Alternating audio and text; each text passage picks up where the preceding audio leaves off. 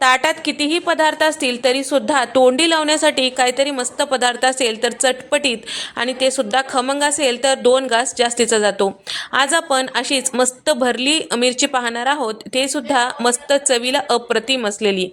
त्यासाठी कपभर इतकं आंबट नसलेलं दही घेतलेलं आहे, अर्धा चमचा इथे मी बारीक ठेचून घेतलेला लसूण घेतलेला आहे, अर्धा चमचा हळद आणि अर्धा चमचा लाल मिरची पावडर यामध्ये टाकून घेतलेला आहे आणि सोबतच इथे मी घेतलेला आहे 1 चमचा धने पावडर, अर्धा चमचा गरम मसाला आणि अगदी पाव चमचा इतकं भाजलेली जिऱ्याची पूड आणि चवीपुरतं मीठ टाकून घेतलेलं आहे।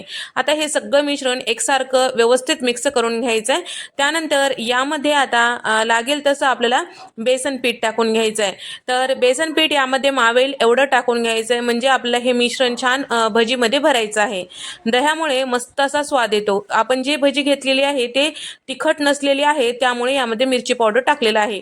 जर तुम्हाला नाही टाकायचं तर नाही टाकलं तरीही चालतो। तर बेसन पीठ बारीक दळलेलं घ्यायचं, म्हणजे छान असं मिश्रण तयार होतं। आता हे सगळं छान व्यवस्थित मिक्स झालेलं आहे, तुम्ही बघू शकता कपभर इतकं इथे मी बेसन पीठ टाकून घेतलेलं आहे, कपच्या वरच थोडंसं होतं। तर आता हे सगळं मिश्रण या पद्धतीने तयार झालेलं आहे। आता याला बाजूला ठेवूया। आता मिरची पाहूया। इथे मी जाड मिरची घेतलेली आहे, जी भज्यासाठी वापरतात आणि भरली मिरची करतात त्या पद्धतीची। तर हे कमी तिखटाचे असते, जरी तिखट असेल तरी यामधले बिया आपल्याला काढून टाकायचं आहे आणि मिरची पावडर वापरायची नाही तिखट जर असेल तर। तरी सुद्धा इथे मी या पद्धतीने मधोमध असं थोडंसं कट लावून घेतलेलं आहे। यामध्ये जे मिरचीच्या बिया असतात, शिरा असतात ते काढून टाकत आहे, म्हणजे व्यवस्थित आपल्याला यामध्ये तयार करून घेतलेलं मिश्रण भरता येतो। तर या ठिकाणी सगळे मिरच्या या पद्धतीने तयार करून घेतलेलं आहे। आता तयार करून घेतलेलं मिश्रण थोडं थोडं आपण ज्या पद्धतीने वांग्याच्या भाजीत म्हणजे भरल्या वांग्याला भरतो त्याच पद्धतीने हे सुद्धा भरून घ्यायचं आहे। जमेल तेवढं मावेल तेवढं यामध्ये मिश्रण भरून घ्यायचं, म्हणजे चवीला अप्रतिम अशी तर मस्त चटपटीत आणि तोंडी लावण्यासाठी अप्रतिम असलेली मिरची तयार होते। तर यासाठी इथे मी आता मिश्रणामध्ये थोडंसं कोथिंबीर टाकून घेतलेलं आहे आणि तयार करून घेतलेलं मिश्रण मिरचीमध्ये भरून घेतलेलं आहे। तर जेवढं मावेल तेवढं छान व्यवस्थित भरायचं, म्हणजे खाताना मस्त लागते। तर या ठिकाणी मिरची घेते वेळेस जाड असलेली घ्यायची, म्हणजे त्यामध्ये आपल्याला हे मिश्रण जास्त भरता येतो। तर या पद्धतीने अगदी व्यवस्थित जमेल तेवढं मावेल तेवढं भरून घ्यायचं आहे। तर इथे मी सगळी मिरची या पद्धतीने तयार करून घेतलेली आहे। आता वाफून घेऊया। तर मी घेतलेली पाव किलो मिरची होती आणि त्यानुसार मी घेतलेल्या पिठानुसार दह्यानुसार बरोबर इथे मला मिश्रण तयार झालेलं आहे। जर जास्त असेल तर वरच्या साईडला सुद्धा थोडं थोडं तुम्ही लावू शकता। तर वाफल्यानंतर ते सुद्धा मस्त लागतो।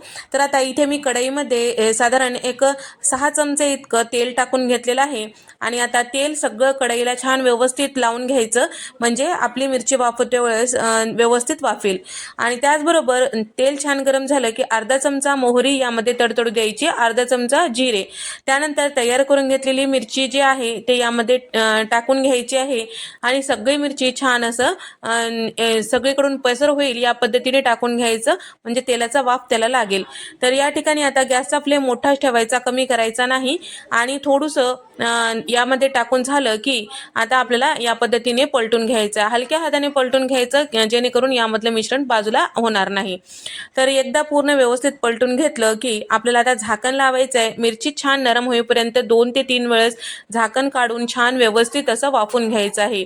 तर या ठिकाणी छान असं व्यवस्थित वाफून घेतल्यानंतर तर मधात 1 ते 2 वेळेस मी चेक करत राहिले होते, तर तुम्ही बघू शकता आपली मिरची छान असं वाफल्या गेलेली आहे आणि शिवाय मस्त असं खरपूस असं तयार झालेलं आहे। या पद्धतीची मिरची खायला मस्त खमंग लागते, भाकरी सोबत आणि चपाती सोबत, भातासोबत तोंडी लावण्यासाठी अतिशय मस्त असा प्रकार आहे। एखाद्या वेळेस भाजी नसेल तरी चपाती सोबत तुम्ही हे खाऊ शकता। व्हिडिओ आवडल्यास व्हिडिओला लाईक करा, शेअर करा, सबस्क्राईब करायला विसरू नका। नंतरच्या रेसिपीमध्ये आपण भेट देऊया। तोपर्यंत नमस्कार, बाय।